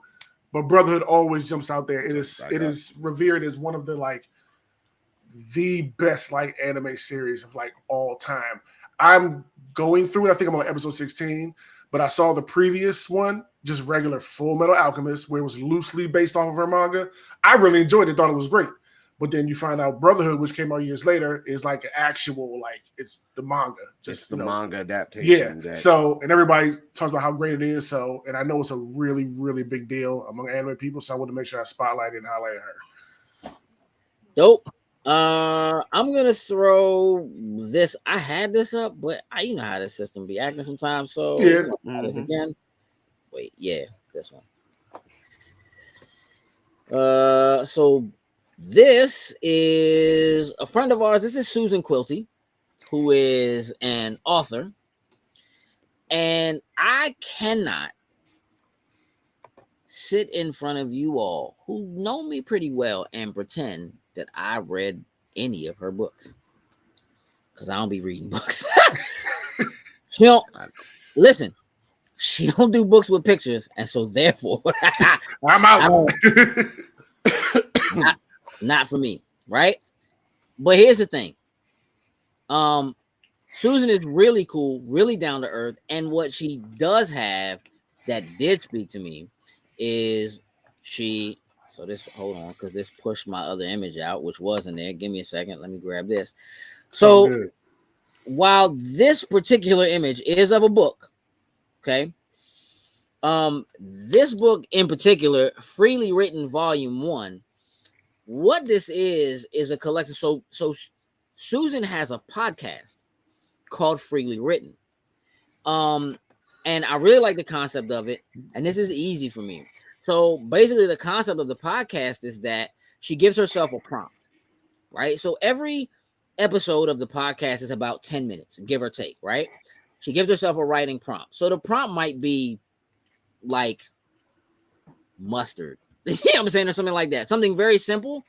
And she writes an entire short story based on whatever that singular prompt is, and then she basically just reads that story, you know, in the podcast. So every episode is something different. They're all completely different from one another, and there's some really, really cool, cute, funny, sometimes a little scary stories that are in there that I really enjoy. I think if you listen to that and you like that work, that you'll like her written work. I would imagine. Jokes, you have her links, so if you want to drop her links, for me, they're in the text boxes, so I can pop them. If you want to pop them, I'll grab her link tree, make it the easiest one out here. So, what's her Instagram? Really basic, just Susan.Quilty. And her link tree is almost the same. But again, there's a direct link to her podcast there. I just highly recommend you go there, you check it out, you know, and then possibly look at, you know, again, what that book is a collection of the first set of stories that she did that were for that podcast. Gotcha. Yeah. So, pretty cool. She's local. She's DMV. So, again, I just recommend checking it out. Yep. Yeah. Really cool. All right, Joseph, what you got? One of the ones I'm gonna skip one because just like I had talked to Sim beforehand, I was like, I'm pretty sure there's gonna be one. I don't know why y'all didn't just say what y'all had so you would have known. I like the suspense to just see if it I put them on the screen because I had to upload them. Right, listen, I didn't look. Stop. Oh God! I accidentally hit the microphone on my phone, so that joint just started like dictating everything that I just said just now. Mm-hmm. But one that I'm gonna put up, I don't have a picture. This is actually someone that Tatiana actually put me on to a very, very long time ago. Her name is Damo Wilson. I'm not sure if you guys are familiar with her. Years and years ago, she just really started on YouTube, and she was really doing more of her. She's a musician, you know. She does hip hop, type of things, but she's pretty much put her life on display from a very young age to where she's at now. And it's kind of like how, it probably not necessarily, but take like a Harry Potter franchise, when you've seen how like they've gone from being these young kids to being pretty much grown adults, and you've seen them grow in the process of it. So not only do I appreciate, you know, the music that she does, it's just, as a woman, she's put a lot of things out there, and trying to be a voice and be vocal, for different type of scenarios. You know, she has a son. You know, as is growing up, we found out, you know, he had autism. So she definitely became very vocal. She wanted to be a part of the community to try to bring awareness to these type of things. Overall, like, even though we've never met her, she just seems like a very genuine person. And even if you don't necessarily listen to her music, you may support some of the other things that she does, in line with just trying to like support her in your community, supporting, you know, autism awareness and things like that. She's a very interesting person. I think she's worth a follow. Like, I'm going to throw her YouTube channel up at least, and so you can go find that.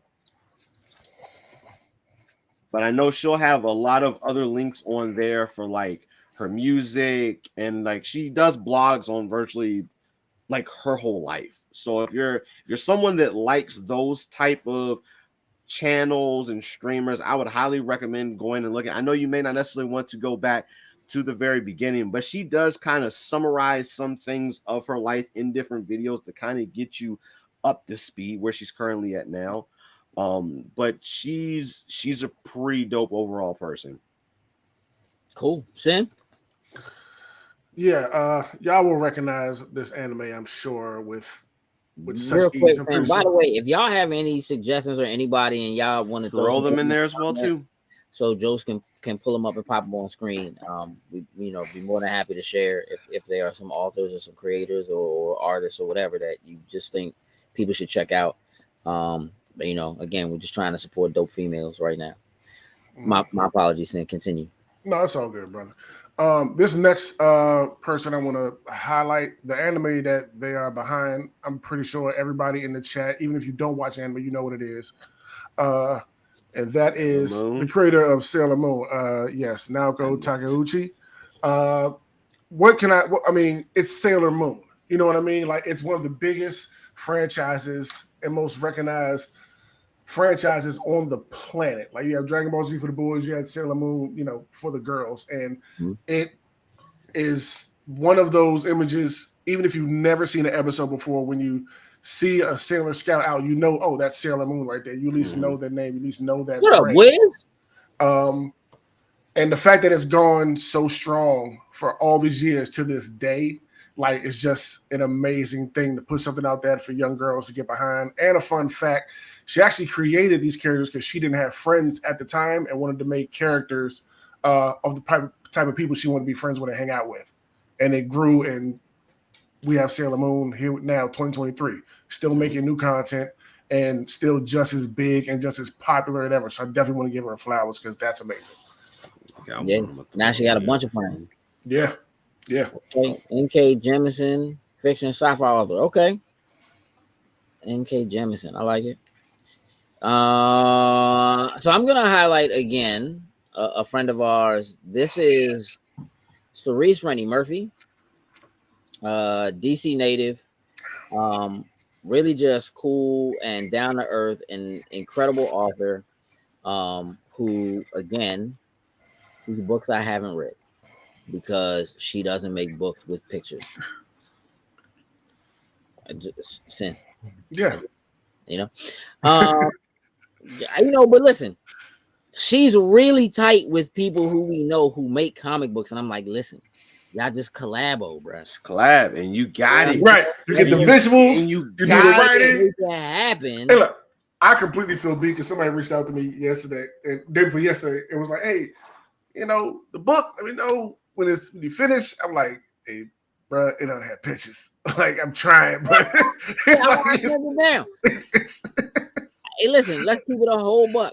So real quick, I'm gonna share with you her website. Look, so we met Cerise, I don't know, maybe 5 or 6 years ago. Yeah, right. We see her at multiple conventions a year, and every time we see her, she has new content. Like, I mean, look, if we see her in like June and then we see her again in August, maybe not like right. But she got something on the docket. She like, something's in the pipeline. There's always something brewing, and it's not just that, because not only is she this author who's doing this incredible writing, who's writing like sci-fi stuff, fantasy stuff, but is also doing like has a series of children's books that like her son Ellis helps to write, but she also has pioneered her own virtual convention called Virtuous Con. She has worked to help put other Black authors on with her own publishing arm called Narazu. So there's just a lot that she's doing. And again, she's native to DC. So give me a second. Let me let's share that screen real quick. This ought to go well. I do want to say that she has a new book. This book here called Hunger. You all can see that, I'm sure. And you can get the free ebook. So you can go to her website, go to the main page, and you can You can download the ebook for free. I must download that. I was reading the book is about. You like that? Yeah. You like what I'm talking about? I might have to download that. I mean, it's. I think that's dope. Hold on, I'm gonna go to the main website. That was just the book itself. But again, I'm gonna share the main so you can see some of the other stuff that she has besides just the ebook. Again, it's the first thing when you go to her website. It's just CeriseRennieMurphy.com, which Jokes, you can grab that and share that. But yeah, so these are some of her series. Between Two Seas is a collection of short stories. It's one of her newest works. She has The Wolf Queen. That's book 1. There's book 2. Again, she just really, really awesome. Lots of good stuff that I just think, look, if you're looking for something to read, if you're interested in supporting a Black author, this is somebody who I think you should be looking into and supporting. And she's got a bunch of other products too, but definitely check her out. Again, really cool people. She's like family for us. When we see her, it's like, hey, it's not like, you know what I mean? Like, it's just, so definitely shoot out and support her. Do y'all have anybody else to share? Anybody else put any comments in? I got one and that's it. Okay. Go. You have anything, Jokes? You're good? I'm good. I got mine. Send, what else you got? I'm pretty sure you and Jokes know who my last one I want to highlight is, but let's no idea. Up right I got now. the other two, but I can't. No idea. I need to put up Rumiko Takahashi. I absolutely love her work and has been in love with her work for years. I got introduced to her through Ram the One Half, which is one of my favorite animes of all time. And good note, that was her first ongoing series, with 7 seasons, 13 OVAs, 2 theatrical movies. So that's amazing. Before that, she had Urusei Yatsura, which they're doing a remake now that we watch every week together on the weekends. And it's so funny sitting watching that, since that technically became for Ramna. I see so much of Ramna in it. So it's kind of cool for me to sit and watch and see these characters. I'm like, oh, this is so Ramna. Like, it makes so much sense to me. And which came after all of those is Inuyasha. Extremely popular for a lot of people. It ended after 167 episodes, but it was so big, they demanded that the anime get finished like it should have. They brought it back to do a final season.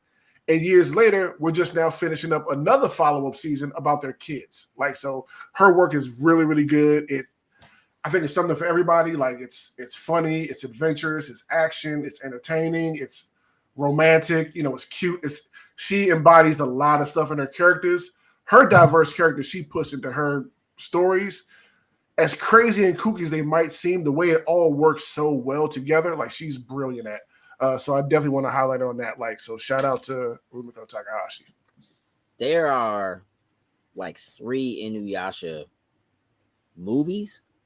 Mm-hmm. There's 4 in total, I think. I watched like 3 of them. They're like free on YouTube. I watched like 6 months ago, like all 3 of them, like the first 3 of them. Anyway, like back to back, just like up on YouTube. Like, you just. I'm pretty sure they're still there, because just like actually talking about Sailor Moon, they dumped like a bunch of the seasons of Sailor Moon on YouTube that you can actually go and watch right now as well too. I've actually been rewatching Inuyasha because I want to get to this new stuff with the kids and all that kind of stuff. And I never actually, because it went off the air and they didn't finish it, I never went back and finished the final act to see how it actually all comes to an end.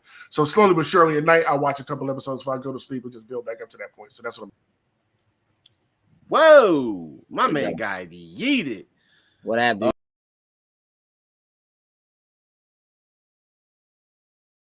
All out the joint. Oh, we all got yeeted. Well, we're gonna blame it on Sin. Sure. It's because he's the only one that didn't come back with his right name. Me and you, Gage, came back with our right names. Well, throw it on me apparently. But Wiz was asking what app we use to watch anime. Combination of things like Crunchyroll, I think, is probably one of your prime anime resource that you can get. H-Dive is coming up with new stuff. H-Dive is coming up. Last 2. Hulu has a lot of the new current content as well too. So does Netflix. Netflix is really pushing that, as is Disney Plus. Mm-hmm. So I would just say, depending on has all the the Studio Ghibli stuff, all of that is all of that's there. So I think it just depends on what you're looking for. Yeah, I would say Crunchyroll is your best bet for right now, and then spread out after that. Yeah, I mean, if you already have any of those other, like if you have Netflix or if you have HBO Max or whatever, then there is stuff, to watch on those. But like if you're looking for stuff beyond what they have, then yeah, Crunchyroll is probably going to be your best. I take it. Are you asking about Gundam? Is what I'm thinking. Yeah. I can tell you now, Gundam is very tricky. The new current season, The Witch from Mercury, you can stream on. Honestly, you can stream on YouTube. The Japanese subtitle with English subtitles you can see on YouTube currently right now. The English and Japanese dubs are both available on Crunchyroll. As of now, Gundam is not actually fully licensed in a lot of places to stream it. Their official channel, Gundam.info, if you go on YouTube, there are a few series that they have on YouTube that you can go and watch. But for some of the ones that are, I'll give you like a couple instances. There's a few series that were never like officially released in the US. The only way you can honestly get them, you can buy them. So I'll give you Turn A Gundam. Never was released in the US. They did make the official Blu-ray release that you can go on Right Stuff Anime. You can also do it from Gundam Official, but there's a bunch of them. You're gonna have to buy them. It is unfortunately it's one of those things that with the way that it was released and how things were done, it just never got like those super official releases with a lot of them. But now that Gundam really has become, I don't want to say more mainstream and popular, because definitely during like the Gundam Wing time, I think was when they really started to pick up here in the States. You're going to see the majority of the Gundam series now show up on like Crunchyroll and places like that, possibly even maybe Disney Plus, depending on what part of the world you live in. But when there's a will, there's a way. Yep. I'm gonna recommend that if you don't have a VPN, you get one. Yep. Just makes it a lot easier. Watch Origin Story on Hulu. Yep. Okay. Hulu does have a couple of the 0079 series on there. So I would definitely say that's a good place to get those few on there for it. Otherwise, I think you have Disney. Yeah, 00. I think Unicorn is also on Hulu, if I'm not mistaken. I know Gundam 00 is on there. 00 is my favorite series that you can watch. Seed, I believe, is also on there, but I do know it's on Crunchyroll. Yeah. Yeah. And if you're a fan of Seed, stay tuned. Like I know that there's a 20th anniversary movie thing. I'm the only person that's a fan of Seed. No, you're not. I love Seed. I love Seed. I know it's I guess folks it's different, but I love Seed. Stay tuned for at some point we're gonna get it. I don't know when. Dig it. Listen, it's been a long show. We're gonna wrap this up. Jokes, you have a job to do. Yes, sir. You wouldn't mind. Jokes will get that Beacons link posted for you. This is where you can go and do what we were talking about earlier. Follow us across all social medias, like, share, subscribe, and all that good stuff. We greatly appreciate the support. Speaking of support, Sin, you have a job to do. Yes. So let's shout out our top tier patrons. Started with Anthony Cunningham, Marcus Houston, Susan Deutsch, Tyrone Carson, Meticulous Skin, Alex Lee, Alex Mbe. Thank you very much. We truly, truly appreciate this. That is Ellis Mbe, not Alex Mbe. I don't want Ellis texting me or calling me or yelling at me. I know. He got his name wrong. Or how they have to write it or something now. No, I said Ellis, but like it's just the way I guess I talk. It sounds Alex and Ellis sounds so. Hey, listen, dog. Clip it. Let's run it back. You can say it. I'm just saying. Ellis got that sixth sense. He'll just randomly show up in there chat and just say, "You messed up my name." Yeah. You know it. Yeah. We have a few things that are brewing. Before we get to those things, I do just kind of want to talk a moment about Patreon. Patreon, unlike some of the other things we were just talking about with YouTube and Twitch and the things that are happening there with advertising and how they can kind of just change our algorithm and stuff like that, YouTube is a way to really help and support people like us who are doing content that you really like.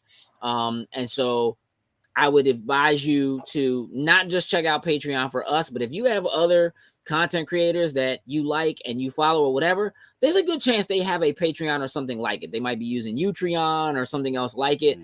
But again, it is a way for you to go in and to support people and them not have to worry about whether or not they're getting enough views on a particular video to have ads on it or, whatever it is.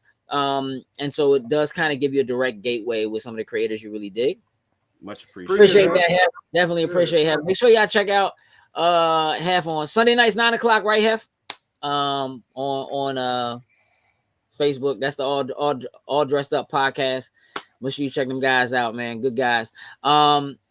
Yeah, so Patreon is just a really good way to do that. There are multiple tiers you can go in and you can help support that. Even Patreon is making changes to some of the stuff they do. They made some announcements like within the last week. It won't generally affect us too much where we are, but again, just cool to do that. So jokes. There's a lot of wrestling stuff happening. Talk to me about what's going on in wrestling and what people can expect from wrestling from us over the next couple of weeks, I guess. Yep. So wait. I don't care as much as everybody else does. So let's just minimize it and keep it. It's been a long show already. So let's I got you. Wednesdays, typically my day, you'll see some wrestling posts go up, highlighting some of my favorite WrestleMania moments leading up to next week, which of course the first and the second is WrestleMania 39, 2-day event. We are going to be doing a prediction show. I'm going to have the date narrowed down by the end of this week. Trying to line up a special guest, talking to this person currently right now. So by the end of the week, look for a post to know when we're going to be doing that prediction show.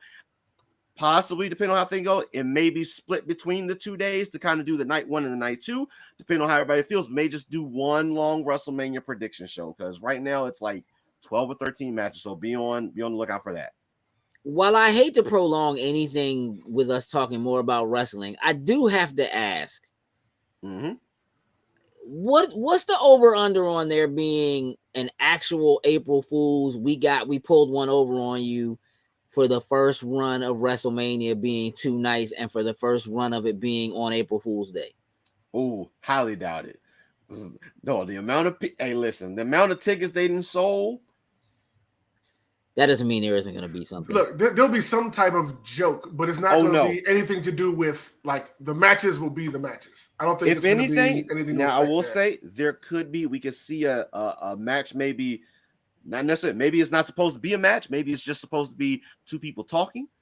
And then person says, April Fools, we have a match. Send me a referee out here right now. I could see something like that happening. Okay. It feels too on the nose for them to not do something that will be some level of actual significance. Hey, the Miz is hosting WrestleMania, so I can see joking and I can see something happening. All right. Best ID the content. 100%. And truthfully, anything is the best. Ric Flair is the Chuck Norris of wrestling. I'm definitely anticipating something happening on Saturday. Did I say something incorrect? No, it was just the first time hearing it, and it made me chuckle, and my brain just started the gear started turning. That's all. But we got to close the show out. So we do. Yeah. Saying what's happening in the anime world. What's going on before we get out of here? Thriller Park, 8:00 this Thursday. We've reached the finale of Talentless Nana. So we're knocking out the last 4 episodes of that this week. So join us there. Next week will be a one-shot because we still got a week left at the end of the month. So we'll find something, a movie or something like that before we say what the next show is we're going to run. And as far as doing another movie outing, it's probably going to be Suzume that drops, I think, April 14th, if I'm correct. So that'll probably be our next one. So once we select time, date that the group wants to get together and go out, I'll let everybody know in case y'all want to come out, join, hang out, view the movie together, stuff like that. So that's it for right now. So just to kind of make sure people are aware, Thriller Park there's a specific section in our Discord where you can go on Thursday nights, generally in the 8 to 9 area, a bunch of people get together and they watch anime together in our Discord channel. Talking to you, Wiz. If you're looking for some people you can jump in and hang out with and talk anime and watch some new anime stuff together, you can do that in our Discord. You can find our Discord link in that Beacons link that Jokes put up. We have rules. We have rules in for Thriller Park in the Discord. You can see when you get in. Pretty simple. Just come in, mute your mic so everybody can watch it. We'll be commentating through it, and then afterwards, we'll all sit and discuss and talk about what we saw, and move on to next week. So it's a good time. It's a lot of fun. Yep. So make sure you jump in and do that. Outside of that, man, we'll be back next week. We may or may not have a special guest. Again, we've been trying to get people in for Women's History Month. We will have another target. We're gonna be talking about some of our favorite women in some category for next week, but we'll be back next Tuesday. We do have Loading Snacks Movie Club. Movie of the month again is John Wick. So we'll be doing a discussion of that. That's coming up next week. So we should all be jumping in to do that. I think that's Wednesday. Yes. 29th? Yes. Yep. 29th. So that is the first John Wick. We're undecided on if we're doing a Spoiler Boys for John Wick 4. We're going to discuss that as soon as we get done talking to you guys here. So now that we've gotten all that out of the way, I want to thank everybody for hanging out with us tonight. We greatly appreciate you and your patronage and your support. It really does mean the world to us. Can't do it without y'all. I mean, we could do it without y'all, but it wouldn't be no point. No, it wouldn't be the same. Won't really be no point. So thank y'all for doing that. We'll keep it going as long as y'all keep coming. Jokes, do me a favor and tell the people what it is I got to say. Remember, y'all. Just you see that thing? He locked up. He was buffering. He was buffering. There was a buffer. But remember, y'all, just because you have a well thought out plan doesn't make it a good idea. And with that, we're out. Toodles and lose.